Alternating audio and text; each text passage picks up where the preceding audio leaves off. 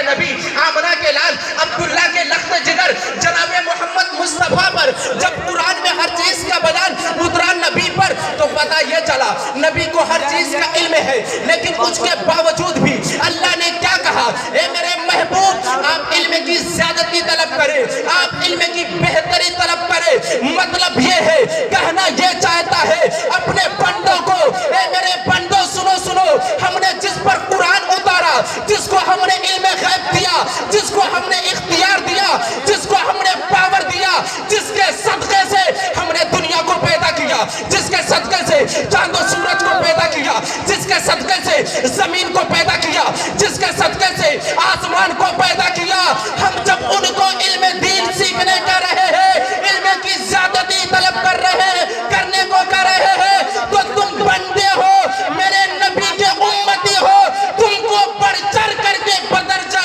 اولا علم دین حاصل کرنا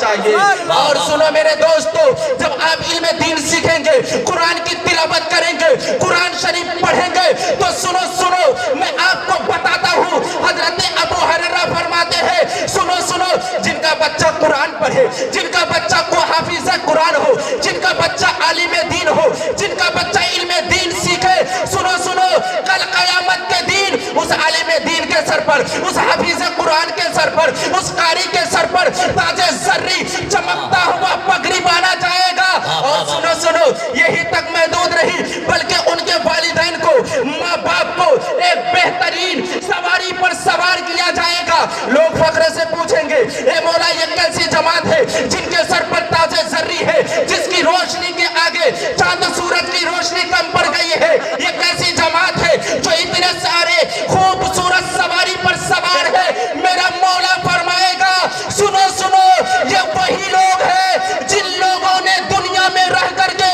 دنیا کے لیے نہیں بلکہ ان لوگوں نے حافظ اور عالم بن کر کے اللہ کی رضا کے لیے کام کیا۔ یقیناً جس نے قرآن پڑھا، قرآن کی تلاوت کی، عالم دین بنا، حافظ قرآن بنا، ان کا بہت بڑا مقام ہے۔ سنو سنو، میں آپ کو بتاتے چلوں، کچھ سوال رکھتا ہوں میرے دوستو،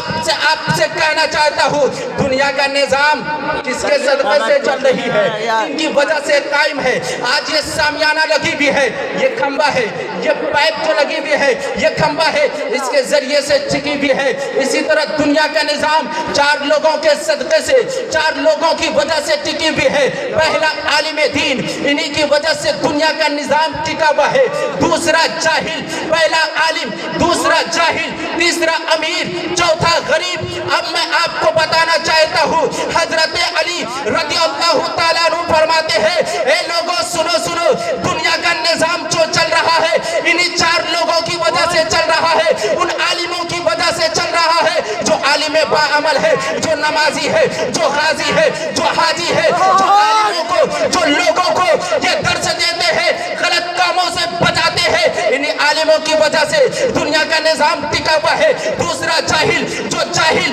عالموں کی صحبت میں بیٹھتا ہے، عالموں کے ساتھ رہتا ہے۔ تیسرا امیر، تیسرا امیر، وہ امیر جو اپنے روپے پیسے کو اللہ کی رضا کے لیے خرچ کرتا ہے، انہی کی وجہ سے دنیا کا نظام چل رہا ہے۔ اور چوتھا غریب، جن کو مل جائے تو شکر کرے اور نہ ملے تو صبر کرے۔ اب میں آپ کو بتانا چاہتا ہوں، ان میں چاروں جماعت یعنی دنیا میں آپ چکر لگائے ایسے ہی چار لوگ ملتے ہیں، یا تو عالم ہوگا، یا تو جاہل ہوگا، یا تو امیر ہوگا، یا تو غریب ہوگا، اس کے علاوہ پانچواں کوئی نہیں ہے، یہی چار لوگ ہیں۔ اب میں بتانا چاہتا ہوں اے عالموں، باعمل بن جاؤ، تیرا کوئی جواب نہیں ہے۔